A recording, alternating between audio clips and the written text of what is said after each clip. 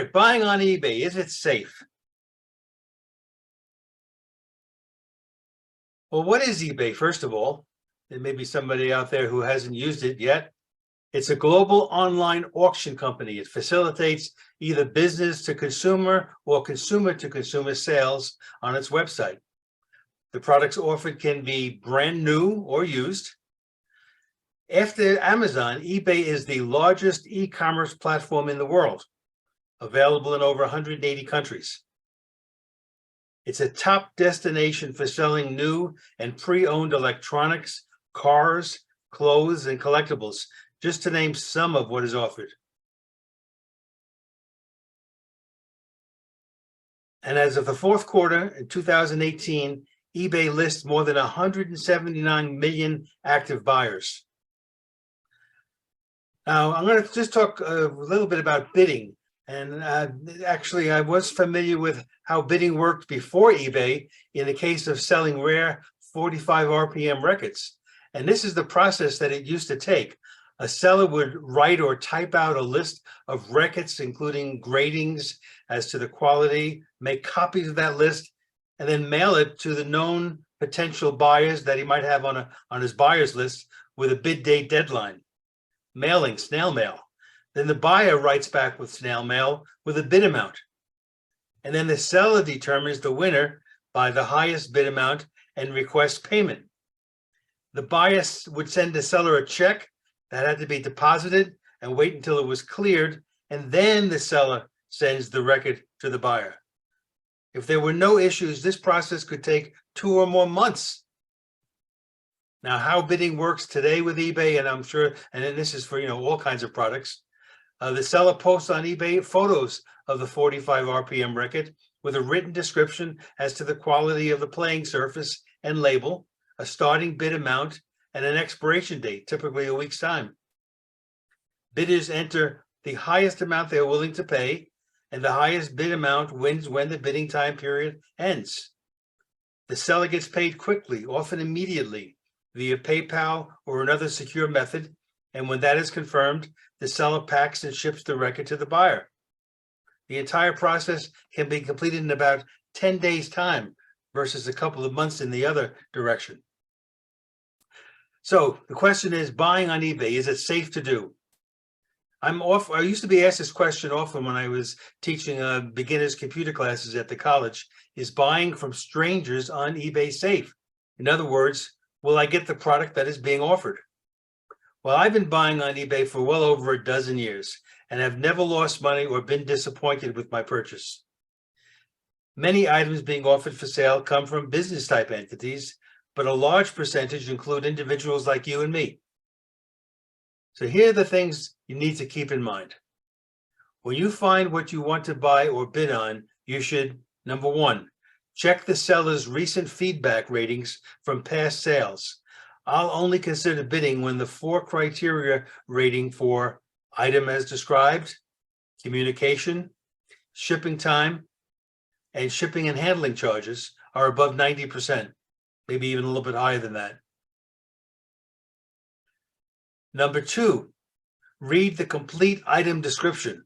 Sometimes the item picture is a stock photo, so the seller in the description details will specify if something is missing.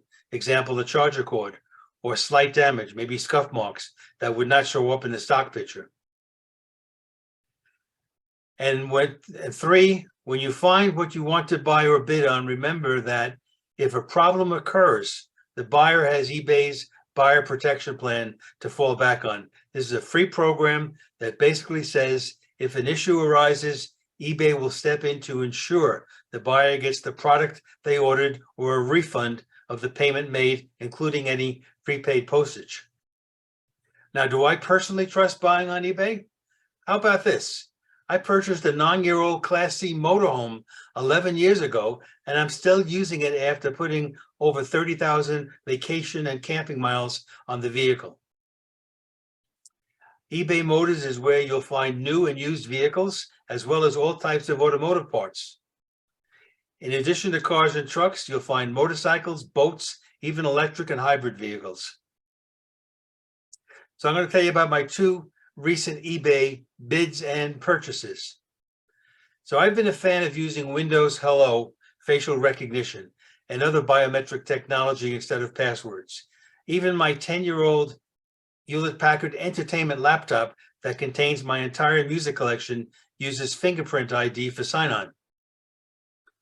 Now, the main reason for my two most recent purchases from eBay was the devices I was interested in had to have the ability to use the Windows Hello facial recognition technology.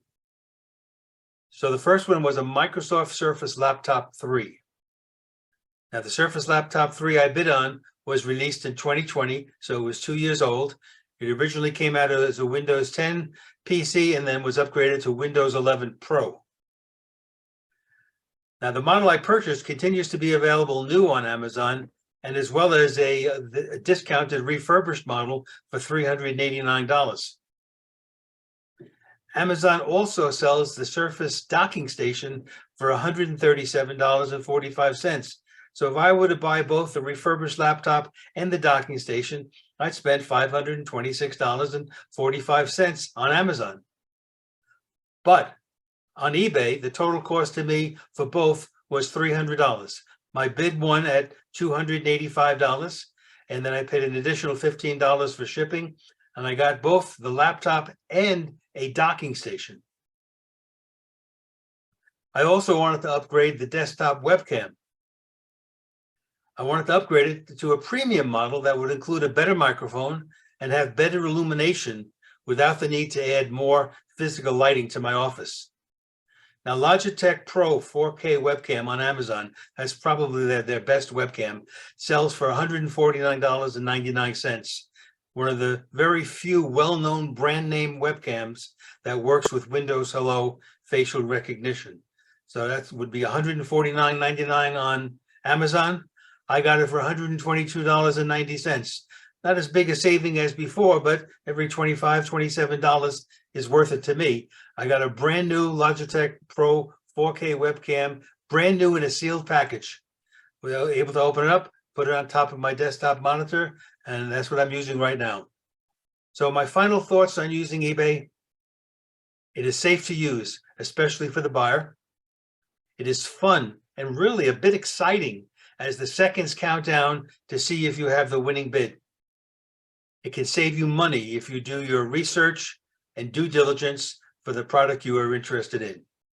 Thank you for listening, and I'll end it there. Ron Brown with Tech for Senior. Today I'd like to talk about an article that was published recently from the University of Guelph, Canada, in Ontario. The article is titled "No Privacy in the Electronics Repair Business." And this is the article, and it's about a 20-page article. This is the original one. And in summary, it says that you are highly likely to have your personal data copied, which includes your photo directory, and twice as likely if you're female when you take your computer in to be repaired. Now, this is the original 20-page article I downloaded. Most of you will have probably seen similar articles. A number of journalists have taken this article and have extrapolated information from it, and a number of articles have been written about this original study that was produced.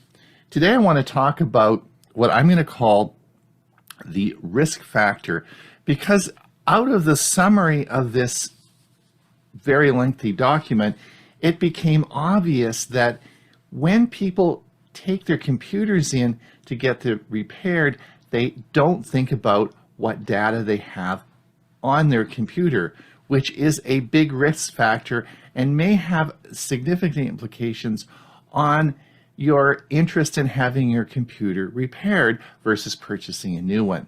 And at the very end, I'm going to talk about one of the smartphone companies which is going to encrypt your data when you take it in for repair. Now, in this project, they sent a lot of computers out for repair.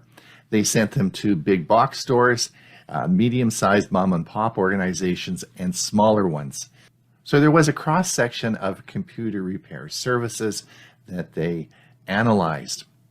Now, the article was clear that they thought that most of the computer repair services they used did not have any privacy policies. This is one of the main conclusions that this study came out with, was there should be privacy policies at all computer repair facilities so you can see what it is when you take your computer in. So there's a lot of controversy over that recommendation.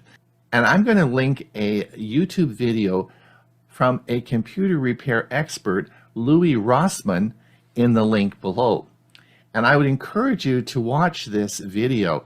He's a man that has a large repair company and a big following on YouTube. So he's someone that has a lot of people listening to what he says.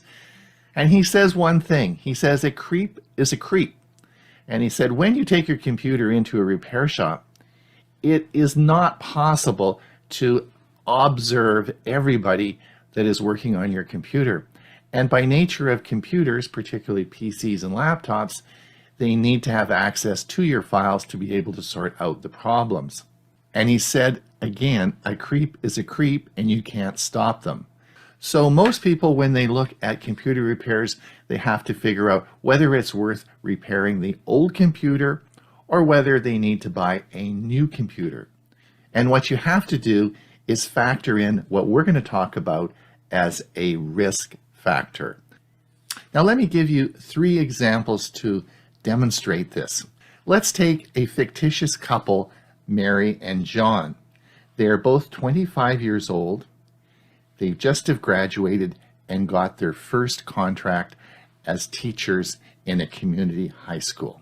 Scenario number 1, John goes down in the morning to the study, pushes the button on his PC to start it up. He smells a burning smell and the computer dies. Not a good way to start out your morning. So now John is faced with a problem. John has to decide whether to repair this machine. It's a 5-year-old computer with Windows 10 on it. He's backed up all his data, so his data is secure, but he has to decide whether to get this thing repaired. In his mind, he thinks, well, maybe it's just the power supply. Maybe there's something simple, but he thinks, well, you know, life being life, it's probably going to cost at least $200 to get it fixed, no matter what. And he was just at Costco the other day, and they had a new PC there for $700, so there's about a $500 difference. What John hasn't done is figured out the risk factor analysis, because he has on his home computer some very intimate videos that he and his wife made 2 or 3 years ago. These are very private, and he certainly would not want them made public.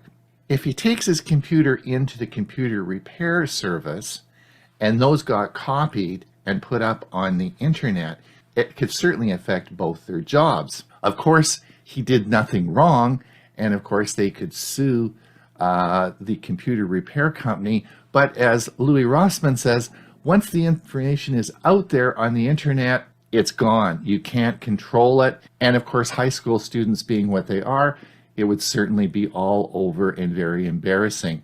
This would be a very bad situation, and he would have to add that risk factor analysis in there to make that decision. And in that decision-making process, is it worth that $500 for that risk factor? Let's take scenario number 2. John and Mary, same, 25 years old, first contract as a teacher at a high school, and they have a baby.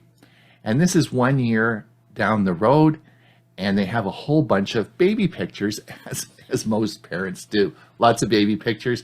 And in those pictures, they have first diaper change, first bathing, all sorts of cute pictures that, of course, parents love to take of their new baby. All right, let's look at risk factor analysis. Same problem. John goes down, hits the button. He has to make a decision on whether or not to get his computer repaired or to buy a new one.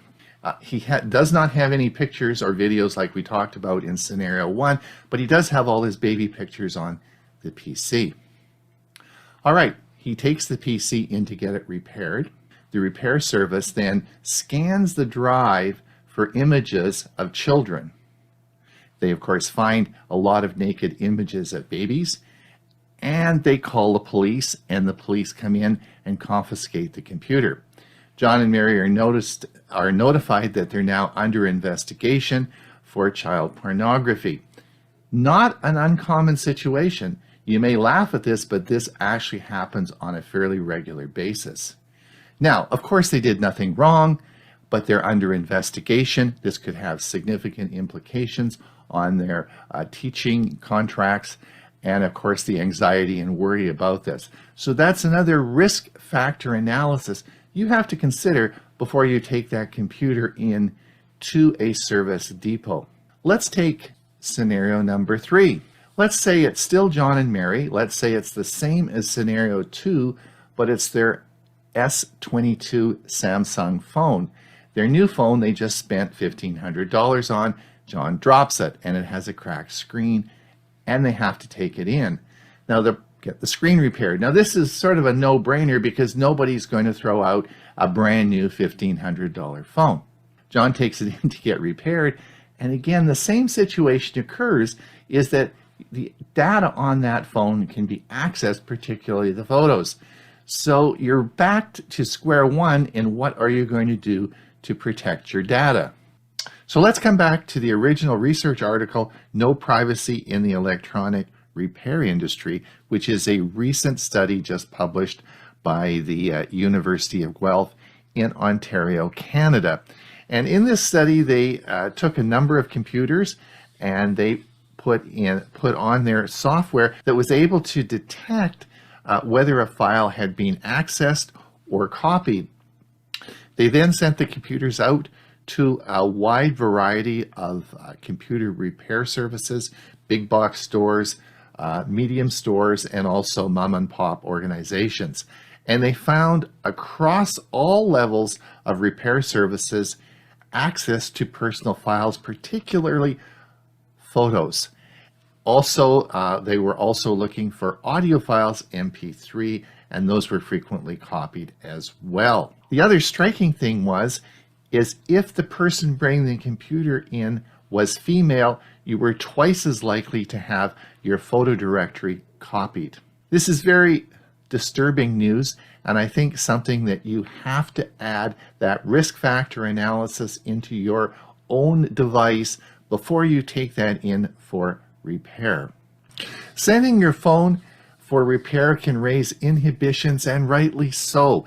Data thefts are common these days. So Samsung wants you to take a sigh of relief and hence has introduced the repair mode, which will restrict access to your data while the phone takes a trip to the repair shop. Samsung's repair mode, when enabled, will block access to important data like your photos, messages, and more when the phone goes for repair. Service providers will only be able to access the default installed apps to perform the necessary repairs. Before sending the phone for a repair, you can turn on the mode in the battery and device care option under the settings to hide data from others. The phone will reboot to place the mode in action. Once the phone is repaired, you can disable the repair mode by simply rebooting the phone and verify via the fingerprint sensor or the set pattern. The new security feature will reach Galaxy S21 series via a future software update. The Samsung repair mode is only available in South Korea at present, but it should be arriving on the Samsung S21 and S22 models in the new year. So please remember that your personal data is only secure when your device is in your possession. You must add that risk factor analysis into the equation before taking your device in to have it repaired. Continuous scrolling in Google search. I'm Hewie Poplock. Google search results on your desktop will load in a continuous scroll instead of dividing into pages. It isn't quite an infinite scroll. Instead, Google will load 6 pages of results into a single scroll before offering users a See More button to show more results. Google says the change is rolling out first for English searches in the US. We should see additional markets and languages added over time. The change mirrors the design of most social media feeds, where new content is continuously loaded as you scroll down a page rather than asking users to click or tap for more posts. When getting to the bottom of the first page, your search was looking like this.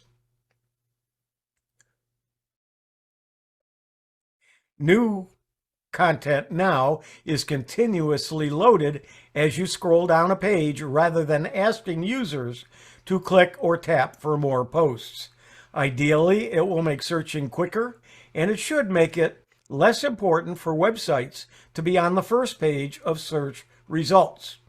Google previously said that most people who want additional information will typically browse up to 4 pages of search results. When you reach the end of the first page of results, the engine will automatically lazy load another page of content for you to pick through. Let's take a look. This is the new Google search. Let's type in Tech for Senior as our search, and it looks just like it's looked before. As we scroll down, though, you will see we just continue to scroll. The numbers don't show up at the bottom and asking you to go to the next page. You will see a large number of results before you get to what is considered the first look, and then you'll see it'll say more results. As we click on more results, we now will get several more results or another page, and then click it again. So we have now, as you can see, a very long list of results of our search instead of it paging. Can I turn off continuous scrolling? One person points out how continuous scrolling prevents you from going back to the location where you clicked the link, causes the browser's scroll bar to act unpredictably, and more. Another user suggests to disable continuous scrolling, you just have to click the Disable Infinite Scrolling button found in the footer. The only challenge is we'll be seeing the footer to click that link before it disappears in favor of more content. There is no footer, as you can see, and there's no button to click Disable Infinite Scrolling. So what do we do? Well, there is another solution. What does work is to add &start = 10 to the end of the search URL. Let's take a look at what I mean. You do the search, and then up here in the search bar, right after it asks for the Tech for Senior, take everything else at the end and delete it. And then hit space, &start = 10, and press enter.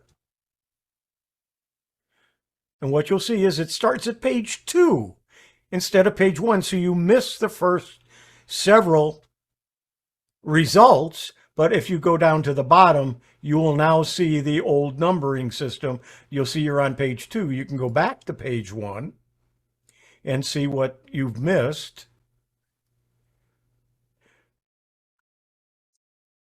But when you do that, that doesn't work anymore. However, if you go ahead to page 3, you will see that it works from there on. So it is a workaround, but it doesn't work very well. Can I open the results in a new tab? If you're working in between a number of websites, or you are performing lots of research on your web browser, it's easier to open and browse through multiple tabs rather than going back and forth with web pages. By default settings, Google will load a search result link upon the search result page. This indicates that if the user wants to check out other links provided on the search result page, they will need to tap the back arrow or the front arrow in the toolbar consequently. Now, such alterations are hectic, so you might decide to open every link in a new tab by default so you can compare and properly align information. So here's how to first open a new tab once. Instead of pressing the left mouse button, click the right mouse button. When you do, you will get this dialog box. You want to choose Open Link in New Tab. When you do that, you'll open up another tab. Then let's take another one and right mouse click it and open in a new tab. So now we have the results page, and then we have each of the tabs with the links. But you have to do that each time, and a lot of times you'll forget, and when you do that, it overwrites the search page, and then you'll have to hit the backspace, and you may not be where you started out.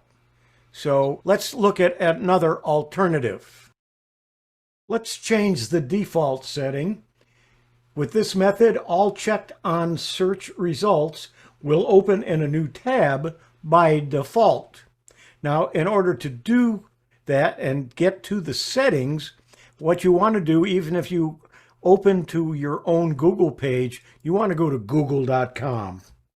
When you do that, at the bottom right, you'll see where it says Settings. You want to click that Settings button and then go to Search Settings. When you do, you will see some settings here, and what you want to do is where results open. That will be by default unchecked. Open each selected result in a new browser window, and what it will do is actually open it as a new tab. So if we click that, don't forget to go down and hit the Save button. If you don't do that, it doesn't save it, and it won't work. So we click the Save button. Your preferences have been saved, and we'll say OK. Now we're back to Google, and we're going to, again, do our search for Tech for Senior. And now when we click the first of the items, I'm going to click with my left mouse button. When I do, it automatically opens up a new link. And I come back to the list, it's still here. If I go to the next one on here, and again, left mouse clicking, will open another tab. So now both those two tabs are open, as well as we still have our search, and it's doing that by default. And now, from now on, it will always open in a new tab. If I want to turn that off, I will go back to Settings, and then go back to that same place and uncheck that box. You can use the new long scrolling and not lose your place, because when you find something, you can just left click it and it will open in a new tab. This has been Continuous Scrolling in Google Search. I'm Hewie Poplock.